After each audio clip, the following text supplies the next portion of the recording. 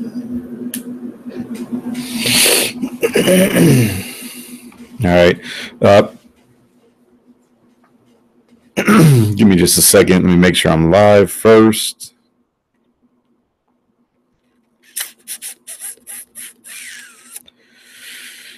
Let me get off my other YouTube channel because that ain't going to help me in this. What we got here? Hello, hello, hello. Oh, come on, man. See, why am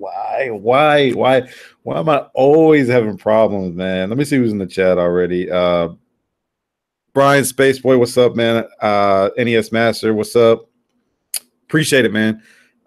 Sorry for keeping people lingering. I just wanted to make sure I had everything right before I did this, and I'm still not entirely prepared, but it's getting late. I want to get a live chat up before I start my day because I got a crap ton of other things to do, and I know you guys do as well. So let me make sure I'm up and running. Come on, can I get something? Can I get something? All right, I'll tell you what. If you guys say I'm live and I'm good, then I'm just going to roll with it because I don't know why I have such a hard time connecting with my phone. With data, come on. Like it wants to catch on, but it doesn't.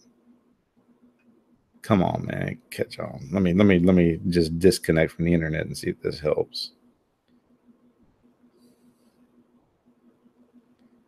Man, I don't know. I'm just gonna go by faith and hope that everything is all right, and hopefully it'll catch on. So, how's everybody doing this weekend? Is everybody doing okay?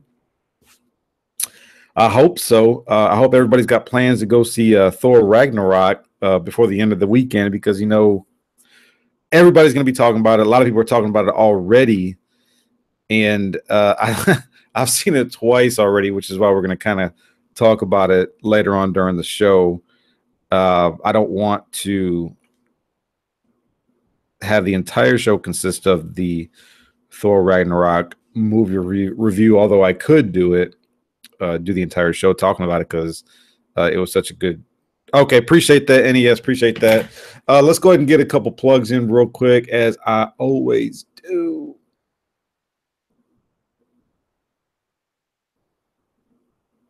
Boom. All right, y'all know how we do. Still doing pressing and cleaning services for anybody who is interested. I've had even more people reach out to me this week. Got a package that in this week. Got a couple packages actually in over the past week.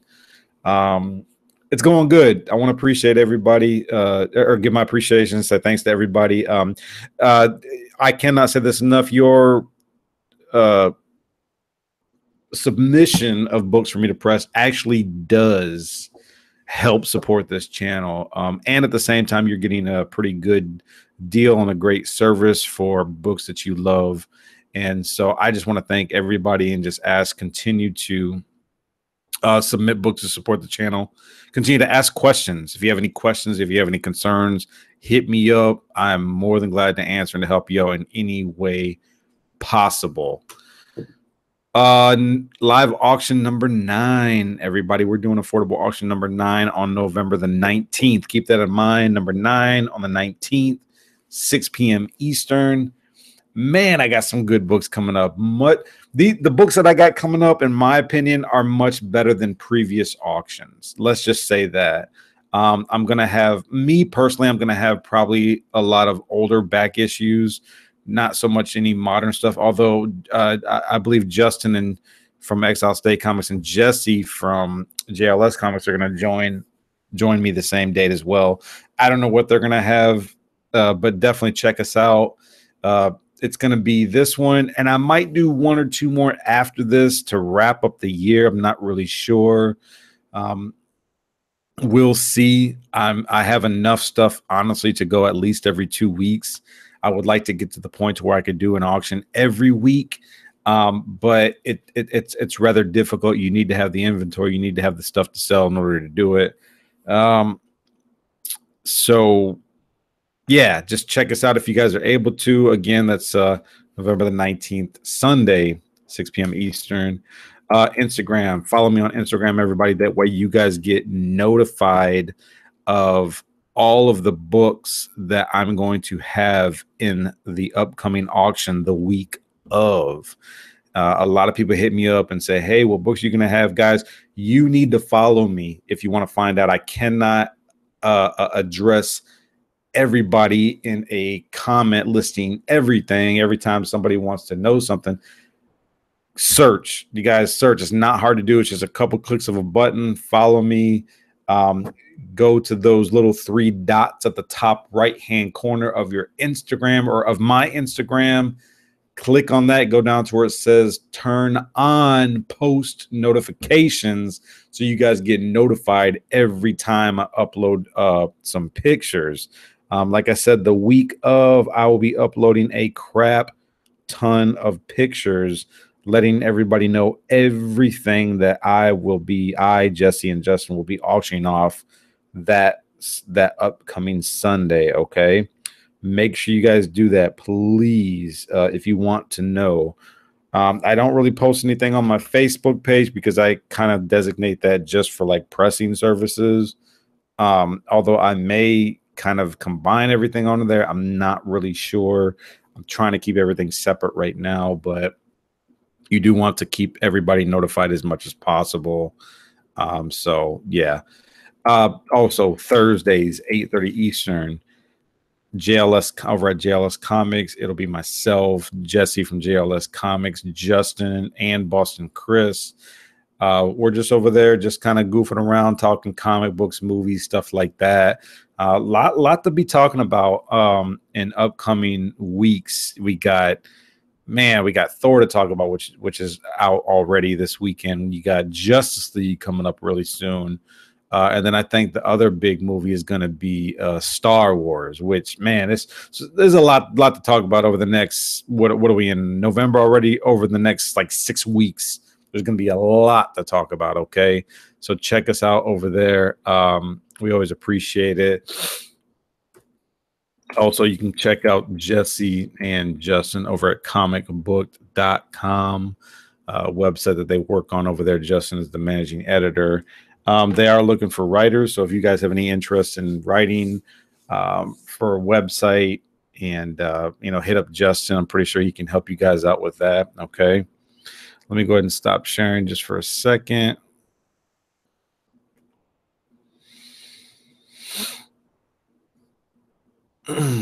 Okay, want to give a shout out real quick to everybody. 9 Dimes, what's up, man?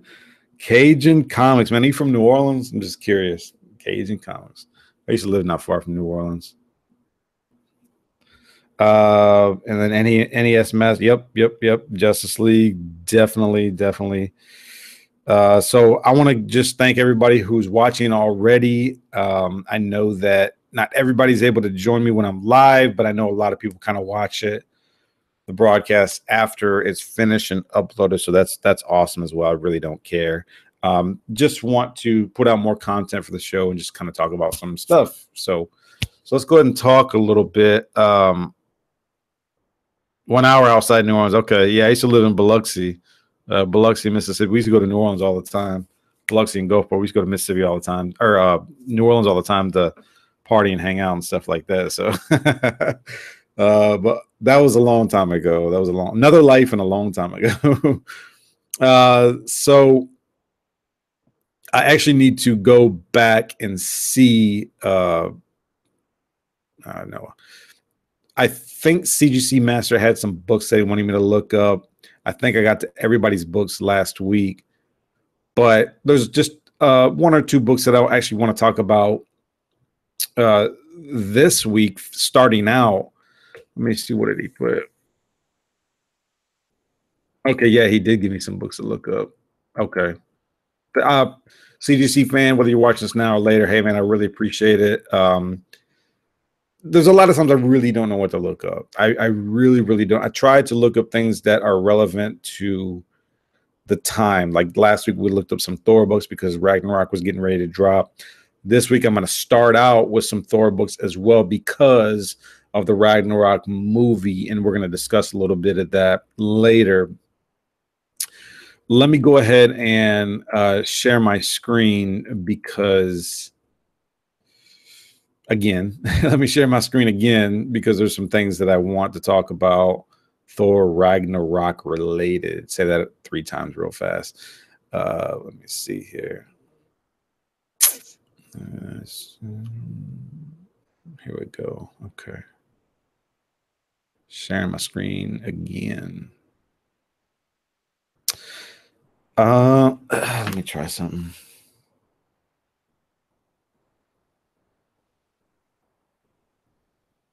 Man, I don't know why my phone just won't. It just won't connect.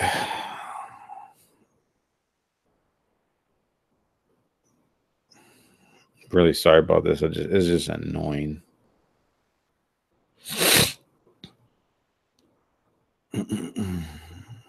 Well, whatever.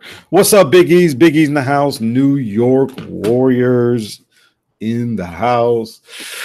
All right. So one of the first books I want to talk about is this book right here, Avengers number 83. I'm not a Thor reader. I don't know anything about most of these Thor characters, but apparently this seems to be the first appearance of Valkyrie, I guess, aka Lady Liberators. Let me see what it says on the CGC banner. First appearance of the Liberators. So I guess a part of those Liberators are Valkyrie, and there she is right there on the cover. Okay, I see. So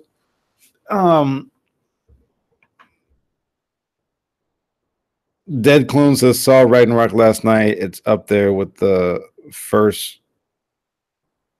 Go TG. What does Go TG mean? I'm a little ignorant on some of the acronyms. I'm sorry.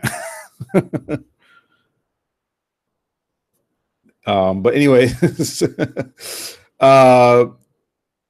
I had no idea, and I had no idea about this book. I really didn't have any knowledge or any idea about Valkyrie until I actually watched the film over the weekend. I saw it Thursday night. My shop owner took his entire staff out to see it, which was really nice. I actually really enjoyed that. And then the very next night, I wanted to take my wife to see it because she wasn't able to go with us to see it, and she really enjoyed it. So I was like, you know what, let's kind of talk a little bit about this. But this book right here, first appearance of Valkyrie, it doesn't appear to be like a huge book or anything like that. And I would have to believe that after watching Thor Ragnarok, this book is undervalued. I don't want to get into the character just yet until I do my movie review, but in my opinion, I think that this is a book that a lot of people should be looking out for. And the reason being is because the character had what's her name, Tessa Thompson, who played the Valkyrie. It was such a strong role, and she killed it. And I could totally see a lot of people are already talking about on Instagram, like, you know, this movie Thor Ragnarok seems to be more about Valkyrie, which I agree and disagree. And you could totally see not necessarily a spinoff, but maybe Valkyrie showing up in other future Avenger films, especially Infinity War. I could totally see that. But this is a book, in my opinion, I think is very undervalued. This is a book that I personally would like to look out for because of the impression that Valkyrie, you know, gave me, that Tessa Thompson put on me and a lot of other people in her acting role in the film. Fantastic job. It really makes me want to go out and look for this book now. This might even be a book that you could probably find in the wild, because I don't think that Valkyrie was, you know, kind of in the forefront of people's minds, so to speak. Now, when you look at the trailer, or not the trailer, but the poster that they have for Thor Ragnarok, she is kind of in the forefront there, which should actually tell a lot of people that she's probably going to have kind of a big role in the film, and she did.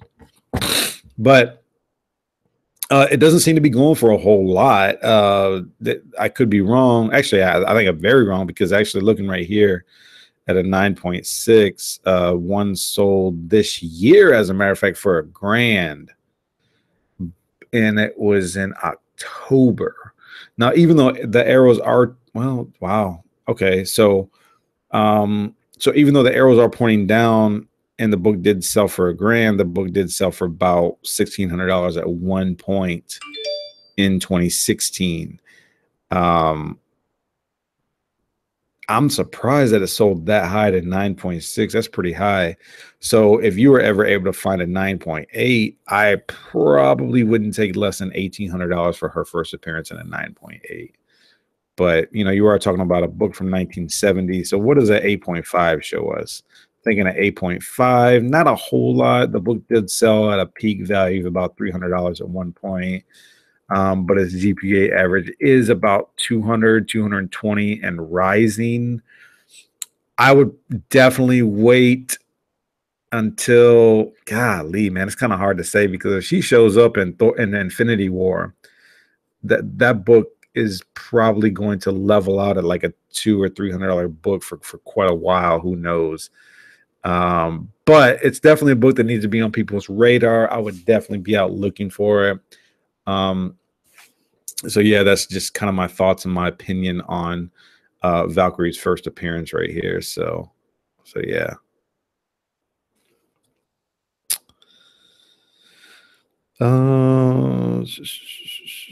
Oh yeah, I'm sorry, man. Appreciate that, Dead Clone. Guardians of the Galaxy. I just I don't see that acronym too much for Guardians of the Galaxy, except when Guardians of the Galaxy is out. But yeah, definitely appreciate it. Yeah, I think it is up there as well with Guardians of the Galaxy. Both films, in my opinion, were very good. I would have to agree with a lot of people. A lot of people are saying Thor Ragnarok, this is the best Thor Ragnarok film to date. I would probably have to agree. I don't usually see movies twice in the theater. I think the last time I saw a movie twice in the theater was like the Fast and Furious, the fifth or sixth one that they had out. But this one was definitely right up there. You know, typically I would just watch it on my Amazon Fire Stick, so I wouldn't have to pay the expensive price that they asked for in the theater. But you know, I took my wife out to see it. It was good. We had a good time. She actually enjoyed it a lot. Vernon Johnson says great movie, definitely. Jokes to laughs. Good morning, my friend. Vernon says he hears that this book is the fake Valkyrie as the Enchantress. Huh? I didn't know that, man. You know, it's funny because when I go to let's go to Google. When you go to first appearance of Valkyrie, this book kind of shows up. You know, they never really put the true first appearance of the character, I guess. They always kind of give you an image that they I guess that they think is best to represent the character. But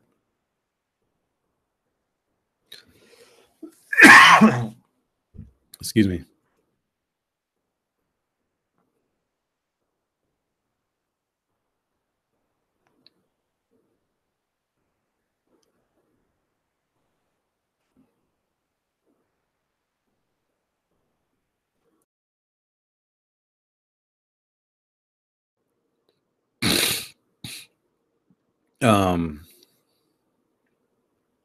I don't know. I'm not going to take the time to read all this right now, but I'm not going to put it past what Vernon said, because, you know, we kind of got the same thing a little bit with the first Domino in New Mutants 98. And I think you didn't even get the real Domino until like 2 years later, which was crazy. Jason Smith in the house. What's up, bro? Vernon says he's good with a 9.4. Yeah. Dad Clone says, "Holy crap! With Thor being hot right now, I'd say the next few months will be the worst time to buy anything." Yeah. Excuse me, Thor. Thor. Dead Clone. You're absolutely right, man. Um, probably the worst time. But the thing is, man, you don't even really know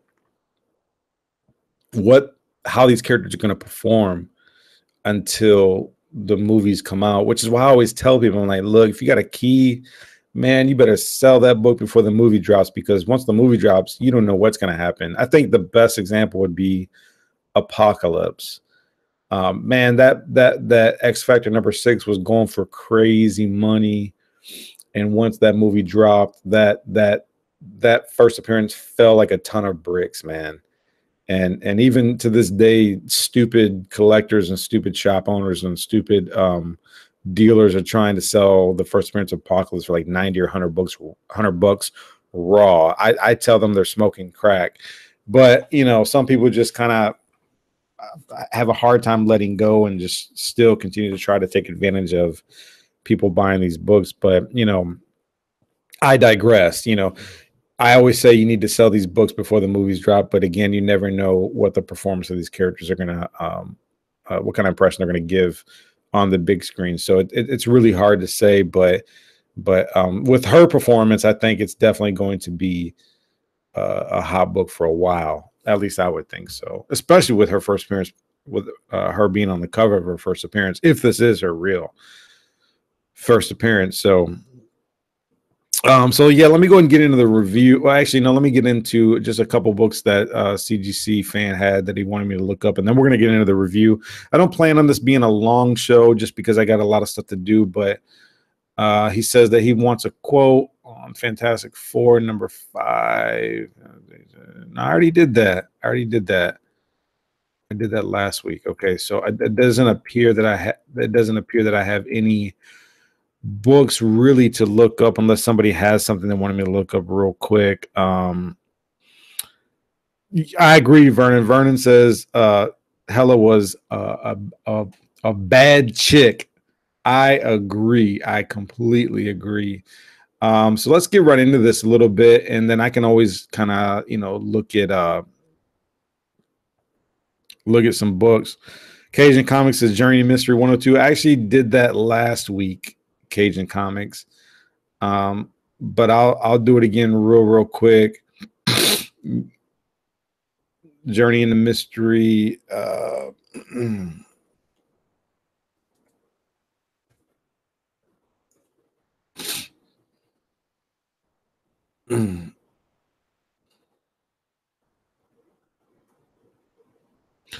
So Journey Mystery 102, Hella's first appearance, is a pretty expensive book. And I would have to start it with an 8.5, because to me, an 8.5 from a book from the 60s is just as good as a 9.8 modern. 8.5, you're looking at about a $600 book. And if you have a 9.6, you're looking at about probably a $4,000 book, because a 9.4 sold for $3,700 a year ago. So I don't know what kind of grade you have or what you're looking for, but it's a very, very expensive book at this point. And I agree with Vernon. It's not or whoever said that.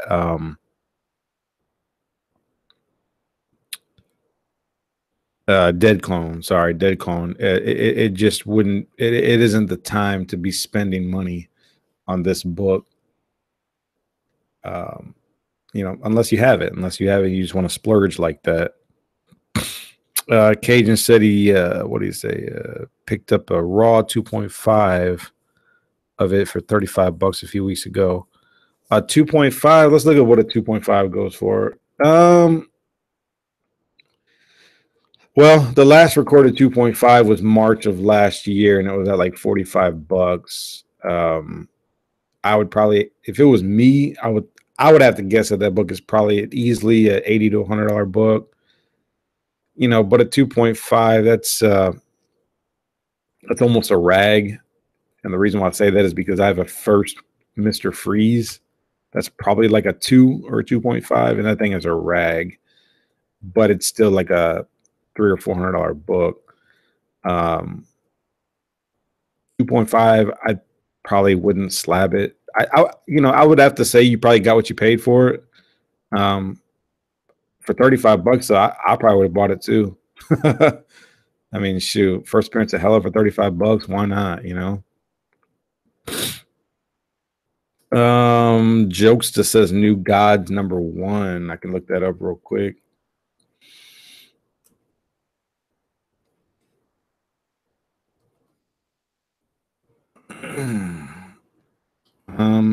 Is that from? I think it's from the 70s. He said #1 and a 9.0. Was that Dark Side? Let me see here. It's about a $150 book. Not a very expensive book in a 9.0. But if I'm not mistaken, that's a first full Dark Side. Yeah, it's about a $150 book at this point. Still a 9.0 is a pretty high grade, I think. Dead Clone says Fantastic Four #48 and a 6.5. Sure thing.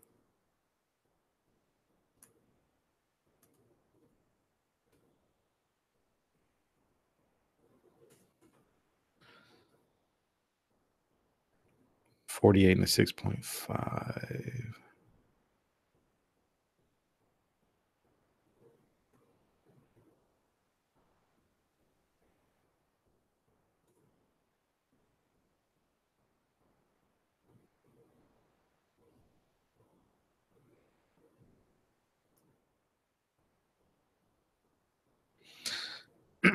What I think this is what's the first Silver Surfer, first Watcher, in a 6.5 and a 7. Let me see here. We'll get on a 7 and we'll look at a 6.5. A 7.0, you're looking at about a $770 book. One did actually sell this month, and we're just getting into this month for $700, but it actually has a 90-day GPA average of 770. So it's man, you're probably going to pay at least $800 for this book. In a 6.5, it has a 90-day GPA average of about 550, even though one did sell last month for 43. Again, you're probably looking at $500 to $600 for this book if you were going to buy it. Man, this is just one of those books that it just gradually goes up. It gradually goes up. If you look at 2014 to 2017, even though it did take a dip a little bit from 2015 to 2016, you're still looking at least probably like $600 for this book. Any dealer or seller who has this book is probably not going to ask for less than $600 for it in a 6.5. Now 700, if I was a dealer, I wouldn't take less than $800 for this book. Because if you look at the chart right here, it's just gone up. It's gone up. Even if you look at the annual sales from 2012 at 515, it's just gone up. It's dropped slightly, but at this point in 2017, it has an average of about 875. No, it had a high of $875, but still, that's just an expensive book, man.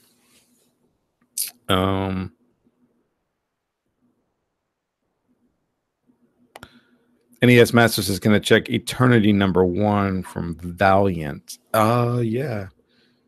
I could check that out. Eternity #1. Haven't looked up too many Valiant books. Let me see. Eternity.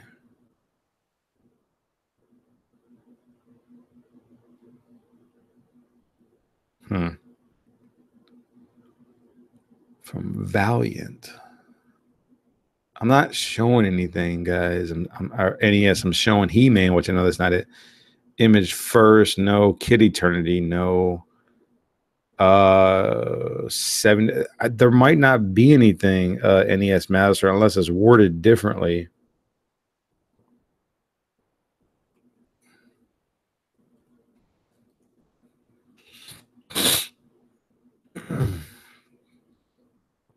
Yeah, I'm not showing anything NES Master. There's probably not anything.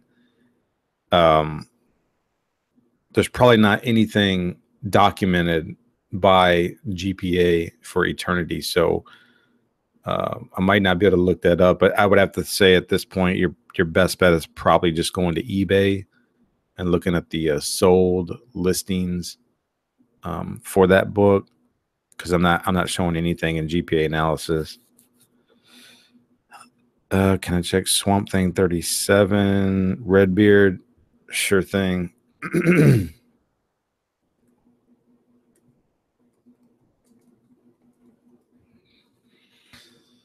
Number 37. I don't know what year you're looking at. Let me see real quick so I can kind of figure out what he's talking about here.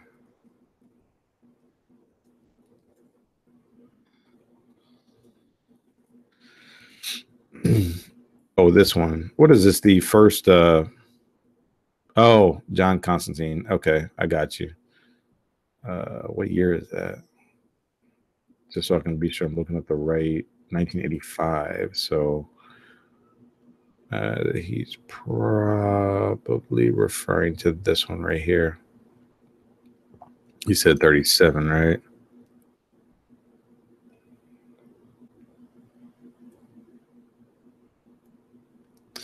I actually remember looking up this book a while ago. Yeah. So this is going to be it. He wants to look up a 9.0 and a 9.2. Let's go to a 9.2, and then we'll go to a 9.0. 9.2 has a 90-day GPA average of about 135. It did sell as high as 235 at one point, but that was back in 2014. The book has definitely gone down since then. It's kind of reached a plateau of, anywhere between 125 and 135.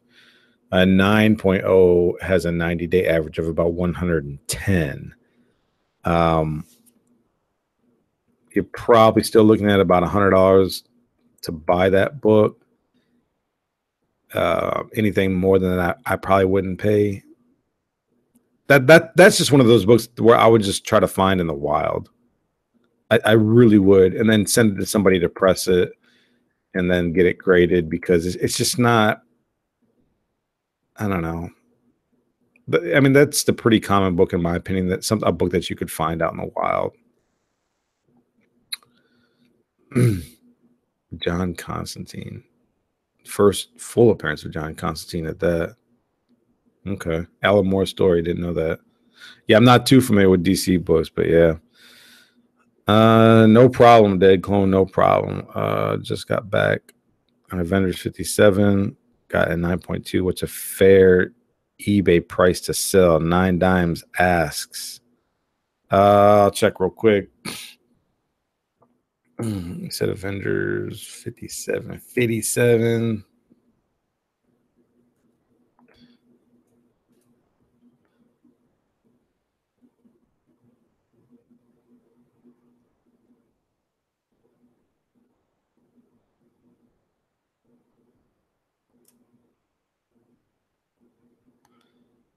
$9.2 if you're looking to sell.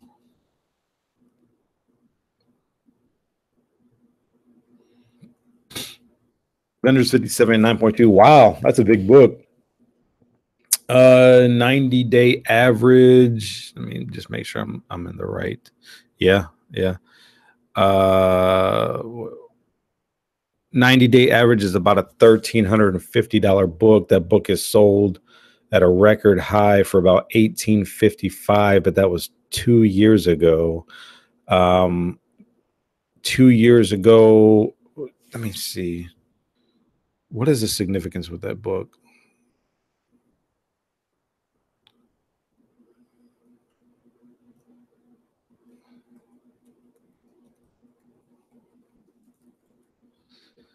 Let's see. Oh, Vision, first Vision. I got you. Okay.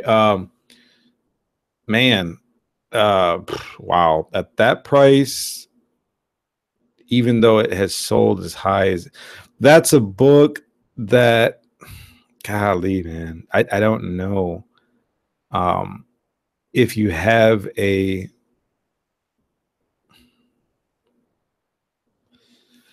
that's kind of hard to say, Nine Dimes, because it peaked out at 1800 2 years ago, but that was, you're talking Age of Ultron, I believe. That's when we first got our first appearance of Vision. You know, somebody did buy it earlier this year for 1700, so you could probably put it at 1699 at a buy it now and see if somebody bites at it. I wouldn't take less than 1400 because you have to deal with eBay fees and stuff like that. I wouldn't take less than 14 or 1500. That's just me. I have an eBay store that I got the cheapest one that they have. It's like $20 a month, and you can just throw it on eBay and just let it sit there forever, for $16.99. And see if somebody bites at it. Or you can see what they're ending at in auction. They're probably ending at like anywhere between 12 and 1400. That it's your call, man. That's just something a call you would have to make. I don't know. Use your own judgment on what you think you should sell that book at. I think Vision is a pretty well established character on the big screen. I think that, obviously we're going to see a lot more of him in the Infinity War and future films, but well, you're going to see him because he's got one of the Infinity Gems on his forehead. So I don't know, man. But your 90-day average is about 1350. Okay. Can you get 1855? I doubt it. If you can get 1700, I'd take it. But I don't know, man. I really don't know. Or just get somebody, pay somebody to raffle that junk off. Who knows, man? So there you go.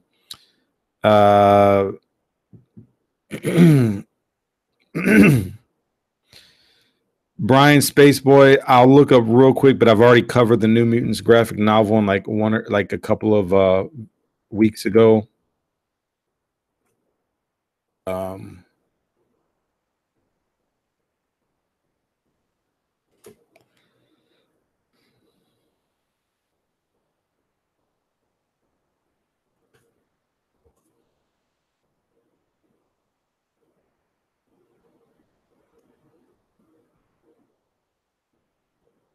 Real quick. Marvel graphic novel 9.0. It's not an expensive book. 90-day average, GPA average of about $174. Book is sold at a max high of about 210. So there you go. It's about $174 book.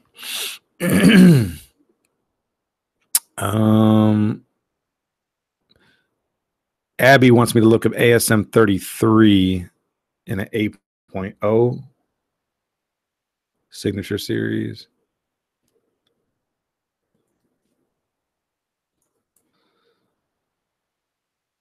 Give me a break.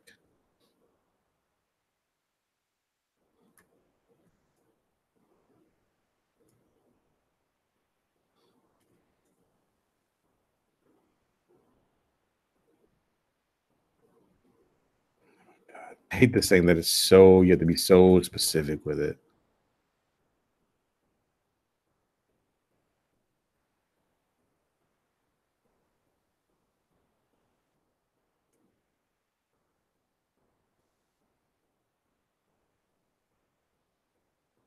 Stanlee signature series.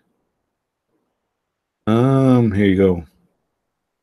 It's about a $400 book. I don't know. Is that like a first Mary Jane or something like that? I can't remember. But it's about a $400 book, Stanlee signature series.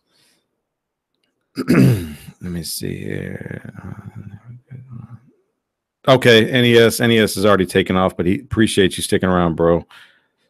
First constant, yeah, cool. Thank you. Okay, gotcha.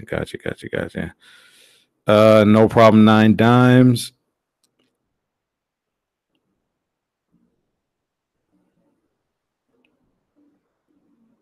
Joseph Stoner, Batman, Harley Quinn, 9.8, first print. Are you talking about Batman Adventures number 12, or what are you talking about specifically?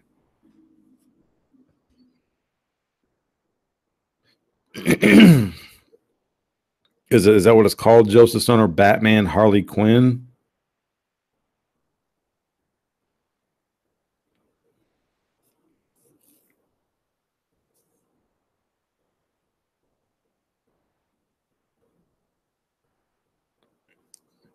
All right, Abby. I don't know if you're leaving, but you're very welcome.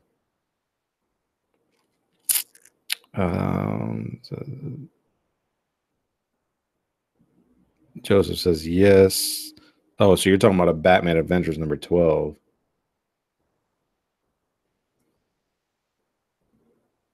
And a 9.8. Oh, 1999 published?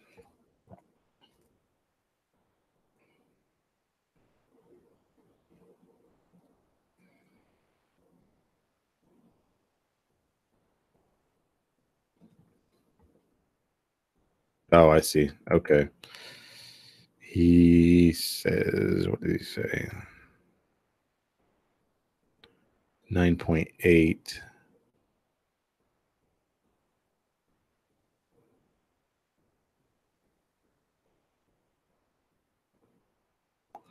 I don't really know what this book is, but it's showing it has a GPA average, 90-day average of about $389.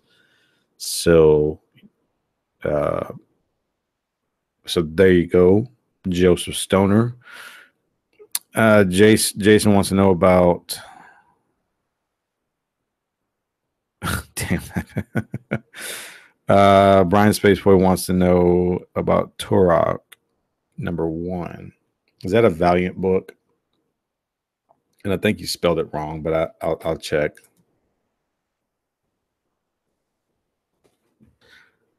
Yeah, I think it's TUR.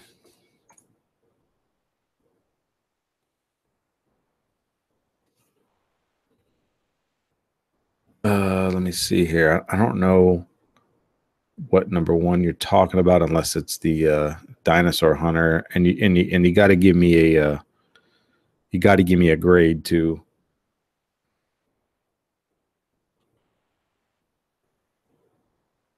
I mean, that's a 90s book, so I probably wouldn't look up anything less than a 9.8, maybe a 9.6, but that's not even his first appearance, if I'm not mistaken. And actually, the gold cover, which I sold a gold cover on one of my auctions not too long ago. Not still, not a very expensive book, but okay.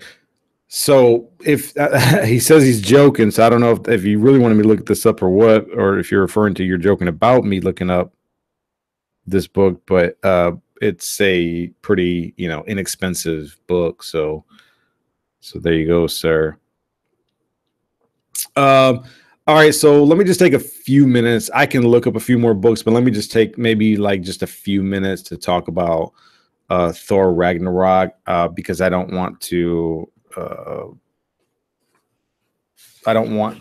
be deceiving when it comes to my title of this video. I'll just say this, that I'm going to spoil the crap out of this film. Not entirely, but quite a bit. This was a great film, okay? I think Thor Ragnarok is a film that's truly met my expectations. While there's like maybe 1 or 2 slow moments in the film, there's a good story from beginning to end. I'm a little familiar with Thor. I do not read Thor comics though. Like we did do a review on it was a Thor, I forget the name of the book, like a week or so ago over on JLS Comics. It was drawn by Todd Nook, however you pronounce his name. Fantastic artist. I was actually pleased that we reviewed it because that was that I love Todd Nook's artwork. But anyways, this review is to be honest, is coming from a person who's just a fan of Marvel Comics in general, as well as I enjoy Disney and what the MCU is doing right now on the big screen. Thor kind of starts out with Thor being in Hades or hell, I guess. When you see him bound and chains from the first trailer, really what it is he allowed himself to be bound by Surtur. Again, I'm not really familiar with Surtur. I guess he's like king of the lord of the underworld or the devil. I don't really know. But Thor allows himself to be bound by Surtur in order to get some information from him. And then Surtur kind of talks about Ragnarok, how Ragnarok is already underway. And so you kind of get this fight scene from the very beginning. This obviously is where Thor is getting ready to fight the Hulk, but you get this fight scene from the very beginning, and we see Thor doing some I'll just say this: the fight scenes were really cool by Thor. You get where he's like spinning his hammer, like kind of like a propeller. You get some really nice shots of these fight scenes. You also get like these really cool shots of where Thor's like just uses his hammer just to nail people in the head and stuff like this. He even uses it to like pin down a dragon, which I thought was really, really cool. And if anybody who's seen this movie already know exactly what I'm talking about. He uses some really sweet lightning drops, drops to the head, drops on the ground, those typical superhero, poses and shots to take out enemies and stuff like that. Which I thought was really cool. Because I can't remember if we see a lot of Thor lightning shots in previous Thor films. I can't really remember. You also get Loki in this film. Man, this guy does a fantastic job playing Loki. I think that his perception has kind of dropped a little bit because now he's more like a snake. In these movies, he doesn't have this strong, prominent role of a villain, I think, anymore, like he had in the first Avengers. So he's kind of digressed a little bit, I think, with that. But, anyways, we see Loki with his usual trickery right away. From here, the movie kind of begins to speed up rather quickly because Thor takes Loki to go look for their father, Odin, who Loki has placed in like some kind of old folks home. But, the guy still does, I forget his name also. He still does a fantastic role. And then also we get kind of Doctor Strange a little bit. He doesn't have like a huge role in this film. It's more like a cameo. Really what happens is Doctor Strange intervenes because Loki's presence is felt by Strange on Earth, and as we know, Loki has been a threat to Earth in the past. So this is really the purpose of us seeing Strange in the film. Strange then helps Thor to locate his father Odin, and this is where we see Odin die. He actually, he kind of, I guess he kind of dies, which he's a god. I don't know how he could die if he's already a god. So I don't know. But anyways, whoops, sorry. So they locate his father. He dies, but really what kind of goes on in the film is that Odin's presence, he's locked away Hela. And so Odin's presence has kept Hela bound. But once Odin dies, Hela is no longer bound. So then she can be free to roam these realms and take over Asgard, which is really what she tries to do in this film. But what Odin does is, let me talk a little bit about Hela. This is a bad chick, man. I mean, and I agree with what everybody's saying in the chat, man. This is a bad chick. Odin pretty much keeps her history, her presence, her knowledge hidden from all Asgardians, including Thor and Loki. They don't know anything about this chick. What she is in the film is Odin's firstborn. Now, I have not taken the time really to look up her entire history. I've been told that she was in the comic books continuity. She's Loki's daughter. I don't know, man. I don't know. And they kind of twist things a little bit, I guess, to fit the Marvel Cinematic Universe, which is fine. You know, because, you know, and I think a lot of the hardcore Thor, hardcore Hela, you know, lovers are going to probably blow this out of proportion and kind of get a little bit upset if her source material, her continuity in comics is not entirely accurate or accurately depicted in these films. So it is what it is, man. It's just they got to fit everything together in the film and really to kind of tie into the upcoming Infinity War. But this chick is just, she just really kicks butt. Right after Odin dies, like I said, Hela shows up because she's no longer bound by Odin's presence. She actually comes, she enters into Asgard or enters into, oh yeah, actually what happens is that she actually enters Earth because Loki bound Odin to Earth. And so she has her first entrance into Earth, but then Loki's like, you know, bring us up.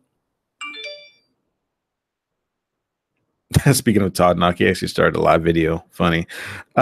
Loki is asked to be summoned back up to Asgard, and Thor's like, no, don't do it, because once they're Loki and Thor are summoned up, Hela joins them being summoned up. And so what Loki ends up doing is bringing Hela directly into Asgard, which is what Thor did not want done.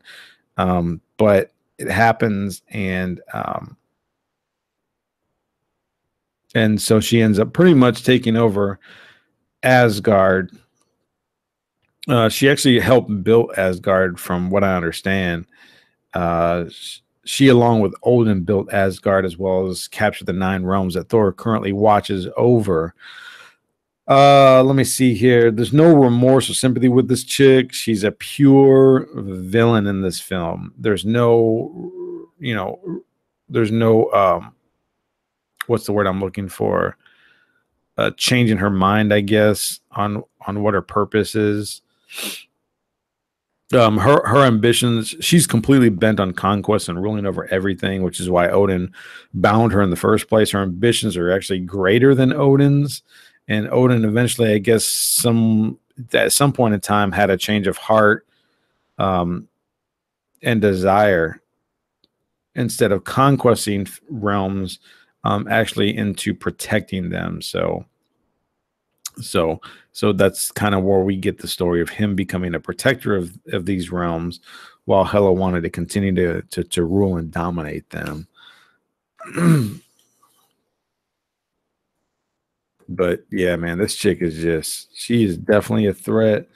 I don't know what's going to happen in the Infinity War, but I would not be surprised if we see Thanos resurrect her or find her, because supposedly she dies by Surtur at the end of the film. Thor actually fulfills a prophecy. One of the things I also find to be very interesting is that actually, let me just say this. Her end of the film is related to the very beginning by the prophecy by Surtur, so you really need to pay attention to that if you haven't seen this film already. Another thing that I found to be very interesting is this shot right here where she's holding the hammer. You actually find out why she's able to stop the hammer or hold the hammer or whatever, however you want to look at it. Very interesting. well, since I'm spoiling the crap out of this film anyways, she used to wield the hammer. I don't know, I forget what they call it, but so that's why she's able to stop it, because she used to actually wield the hammer at one point, and she pretty much destroys it because she, you know, Thor believes that this is a source of his power and he's nothing without it. Pretty much similar to how Spider-Man was like, oh, I'm nothing without the suit. And, you know, Tony Stark is like, well, if you're nothing without the suit, then you're nothing at all. Yeah. And so this is kind of a identity crisis, identity issue, I guess, with Thor at this point in the film. And so he has to kind of find himself, so to speak, throughout the film. And he does, and actually does a great job once he finds it.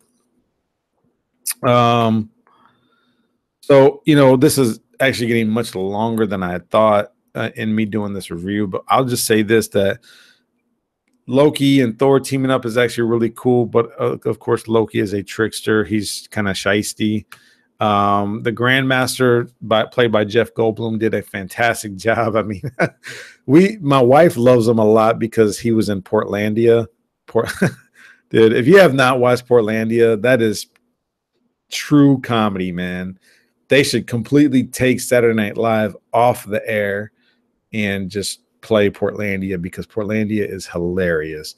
And I guess Jeff Goldblum plays the pullout king on Portlandia. But anyways, he does a great job as the Grandmaster, as you'll see.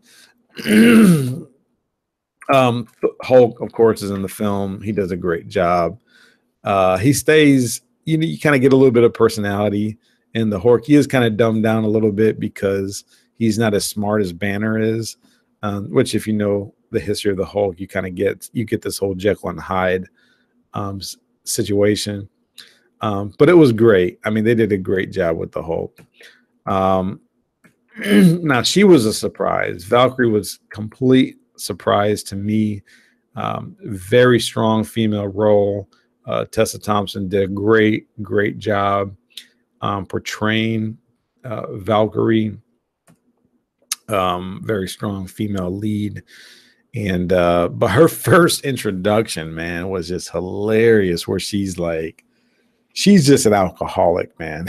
she I mean, she admits it in the film, she just wants to drink and just forget about her history and her past of pretty much all of her I guess, what do you call them? Valkyroyers, whatever you want to call them, being killed by Hela. So she pretty much just wants to forget all of that.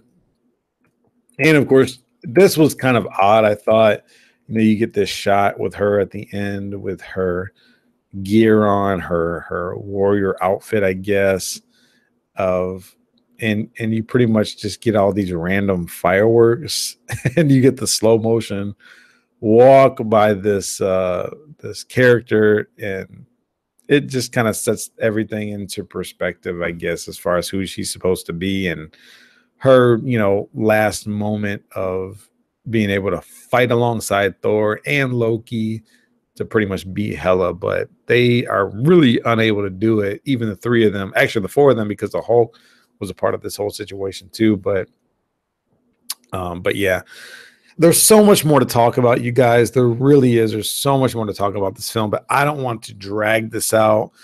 I would just say this.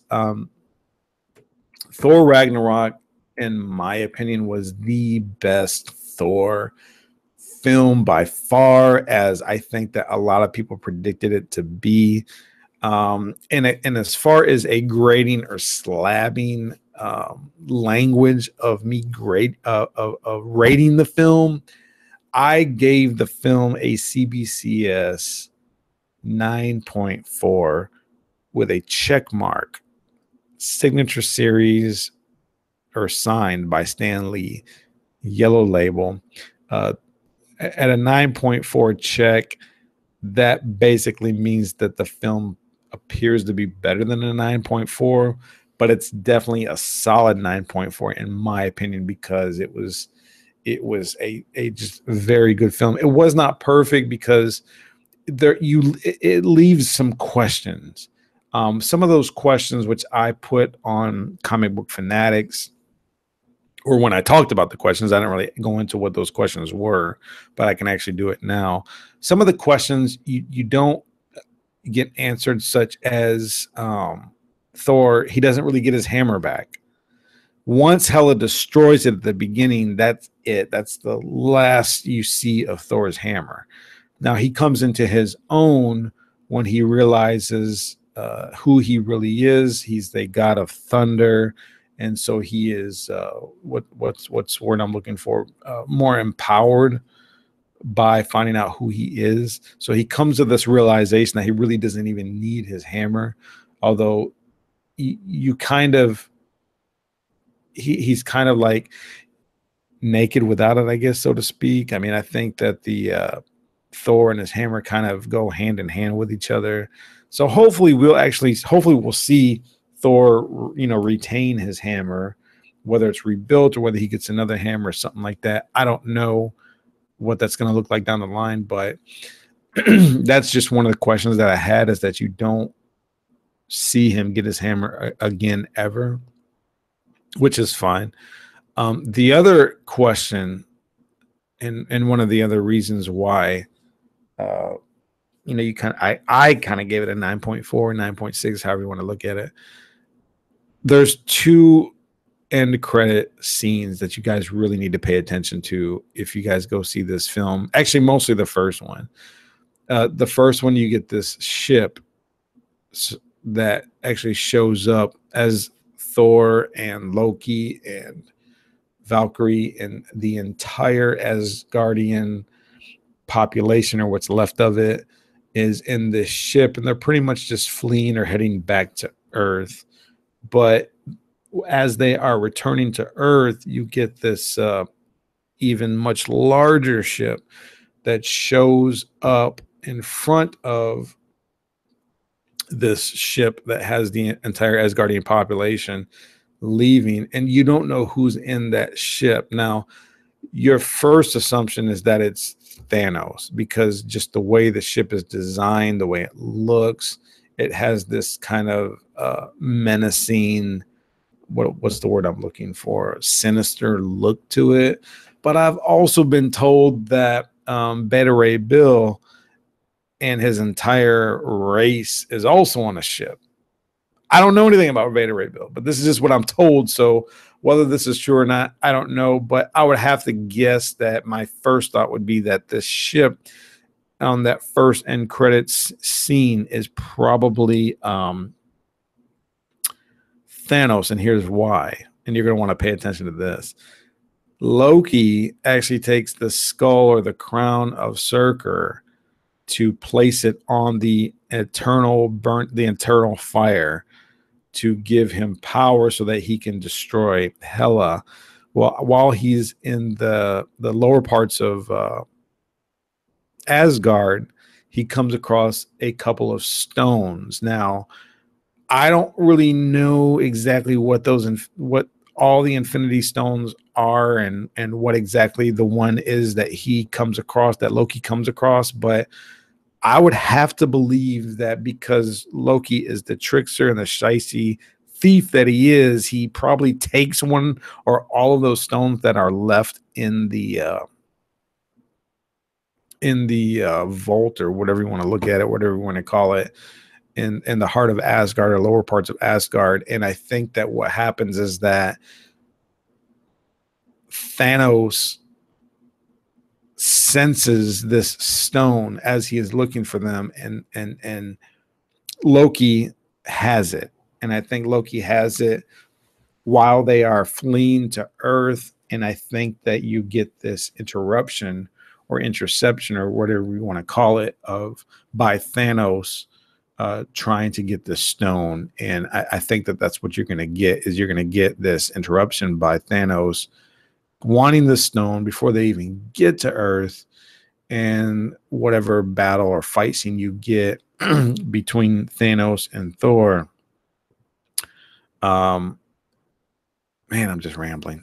But anyways, look, I'm really sorry, but look, I'll just say this. This is why you have a lot of questions. And I'm just purely speculating right now on what could or could not be happening. But that's why I'm just like, man, I don't even know what's going on. I don't even know like why this big huge ship pops up. Who are they? What do they do? I don't know, but that's pretty much why I say it's like you get these questions and you need answers to them. But the film is definitely a must see. Everybody needs to see it. If you've already been along this ride from the very beginning of the first Thor, you're going to want to watch this film. Now, the best end credit scene is the first one.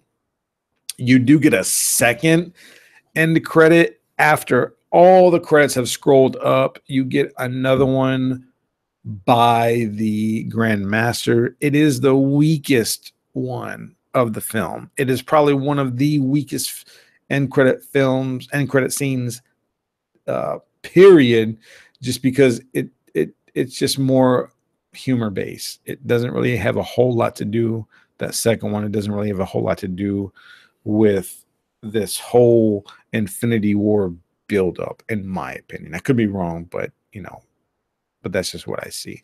And so a lot of people have actually talked about that, how it's like a very weak end credit scene. So, but that is it. Let me go ahead and see what everybody else is talking about in here, because I do not want to leave. Oh, Jason says Brian was messing with him. Dead Clones says he likes the combination of good storytelling. I agree. I thought it was a well-written, well-told story. Yeah, I've heard the same thing, that she is Loki's daughter in the original source material and the original continuity. Carl on Base is in the house. What's up, bro? Carl on Base.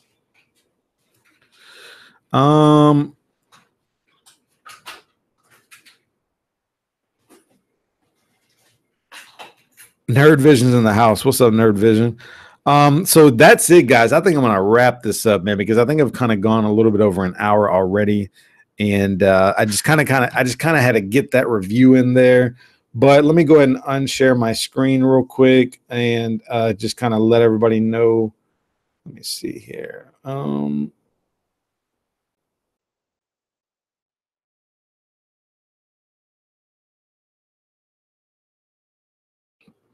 All right, so let me go ahead and wrap this up, because like I said, I'm just rambling right now at this point. But guys, make sure you like, share, comment, subscribe. I always appreciate it. I know it's kind of a quick close at this number 19 of GPA Saturday. I want to just thank everybody who's watched, everybody who continues to watch, everybody who's new, who jumps on and starts watching. I really appreciate it.